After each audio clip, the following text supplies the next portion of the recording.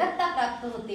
ध्रुवाची निश्चलता, निर्धारितता आणि नेत्रदीपकता. त्याला आढळ स्थान, मिळणारे स्थान कोणाचे असेल? गंगेचे पावित्र्य, परंपरा व परोपकारिता. जिच्या पदरी पुण्याई बांधत असते ते अगम्य स्थान म्हणजे आई. जिचा अंतही नाही आणि सुरुवातही नाही असं अगम्य स्थान म्हणजे आई. म्हणूनच या व्यासपीठाला या विषयाची गरज भासते. तो विषय मी आपल्या समोर मांडू इच्छिते. नमस्कार, मी कुमारी तनुजा अनिला कुर्डे, पिंपळगाव हायस्कूल, पिंपळगाव खुर्द, इयत्ता 8वीची विद्यार्थिनी आपल्या समोर विषय मांडते. माणसाच्या आयुष्यातील खरी दौलत म्हणजे आई असते. प्रत्येकासाठी देवाचं रूप म्हणजे आई असते. लहान लहान किड्या मुंग्यांपासून ते मोठ्या मोठ्या प्राण्यांपर्यंत प्रत्येकासाठी आई ही आईच असते. अगदी देवाला सुद्धा आईच्या मायेची इतकी भुरळ पडली की काय, त्याने ही पृथ्वीवर अवतार घेतला आणि आपले बालपण अनुभवले. राम अवतारात आई कौशल्याची माया पाहिली व ती माया कमी वाटली म्हणून त्याने यशोदा आणि जानकीची माया पाहिली. अजनी पुत्र म्हणून पवन पुत्र हनुमानाने आकाशाला गवसणी घातली. खरंच आई म्हणजे आई असते. आई म्हणजे आई असते. देवामधला आणि आपल्यामधला ती एक दुवा असते. देवामधला आणि आपल्यामधला ती एक दुवा असते. देवा स्वरूप असणारी आपली आई खरंच काय असते मी तुम्हाला एका प्रसंगातून सांगू इच्छिते. एक मुलगा असतो, त्याच्या आईला एक डोळा नसतो, त्यामुळे ती आई विद्रूप आणि विचित्र दिसायची. त्या मुलाला त्या आईची खूप लाज वाटायची. तो मुलगा शाळेत शिकायला जायचा. एक दिवस असा होता की त्या शाळेमध्ये पालक मीटिंग होती. तो तिला सांगत नाही, असं असं शाळेत आई पालक मीटिंग आहे आणि तू शाळेत पालक मीटिंगला ये ग. आजूबाजूच्या गल्लीतल्या बायका शाळेत पालक मीटिंगला जात असतात. त्यावेळेला त्या विचारतात, अगं तू शाळेत पालक मीटिंगला येणार नाहीस का ग? त्यावेळेला ती म्हणते, आज शाळेत पालक मीटिंग आहे, माझ्या मुलाने मला काही सांगितलंच नाही ग. ती असा विचार करते की माझ्या मुलाला कुठून तरी मार बसायला नको म्हणून ती शाळेमध्ये धाव करते आणि शाळेमध्ये जाते. शाळेमध्ये गेल्यानंतर तिचा मुलगा तिला पाहतो आणि तेवढ्यात त्याचे मित्र येतात आणि त्याला म्हणतात, अरे ही तुझी आई आहे, आमच्या सुद्धा आई बघ आणि तुझी सुद्धा आई बघ, किती विचित्र दिसते रे तुझी आई, किती विद्रूप आणि विचित्र आहे तुझी आई.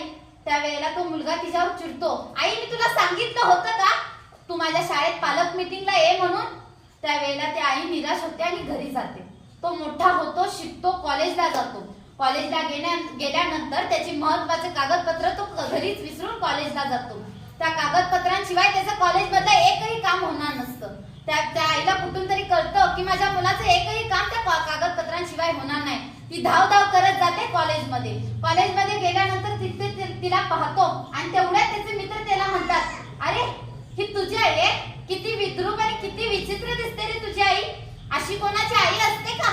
त्यावेळेला तो तिच्यावर खूप चिडतो आणि म्हणतो, आई तू माझ्या शाळेच्या आयुष्यात पण आलीस आणि आता माझ्या कॉलेजच्या आयुष्यात पण आलीस, का आलीस? तो खूप चिडतो आणि बॅग गुंडाळतो आणि शहरात शिकायला जातो. शहरात शिकतो, मोठा साहेब होतो आणि तिथेच सेटल होतो. आई इकडे आतुरतेने वाट पाहत असते, आज माझा मुलगा येईल, उद्या माझा मुलगा येईल. मुलगा काही येत नाही. ती ठरवते की माझ्या मुलाकडे मी जाणारच. शहरात जाते, त्याच्या घराचा पत्ता शोधत शोधत त्याच्या दरवाजापर्यंत जाते. त्याच्या दरवाजापाशी गेल्यानंतर त्याच्या दरवाजावर थाप मारते. तेवढ्यात त्याची मुलगी दरवाजा उघडते. दरवाजा उघडल्यानंतर ती आई विद्रूप असल्याने त्याची मुलगी खूप घाबरते. ती आहे तशी आत जाते आणि तिच्या आई बाबाला मिठी मारते.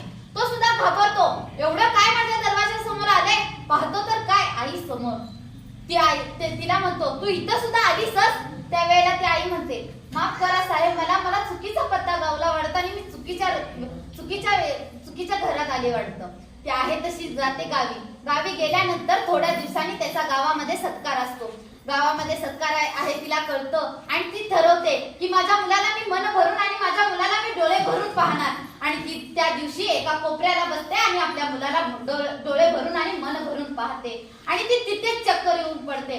आजूबाजूला खूप माणसं गोळा होतात आणि तो सुद्धा तिथे येतो आणि पाहतो तर काय, आई समोर चक्कर येऊन पडते.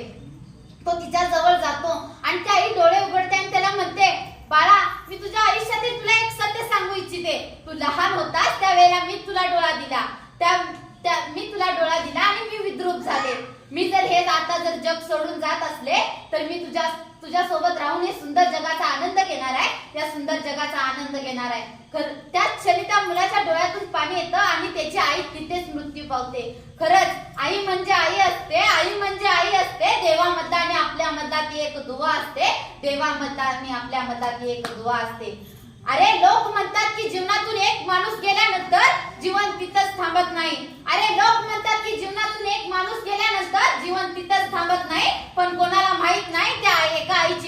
कुणीच पुरी करू शकत नाही, त्या एका आईची कमी कुणीच पुरी करू शकत नाही. धन्यवाद.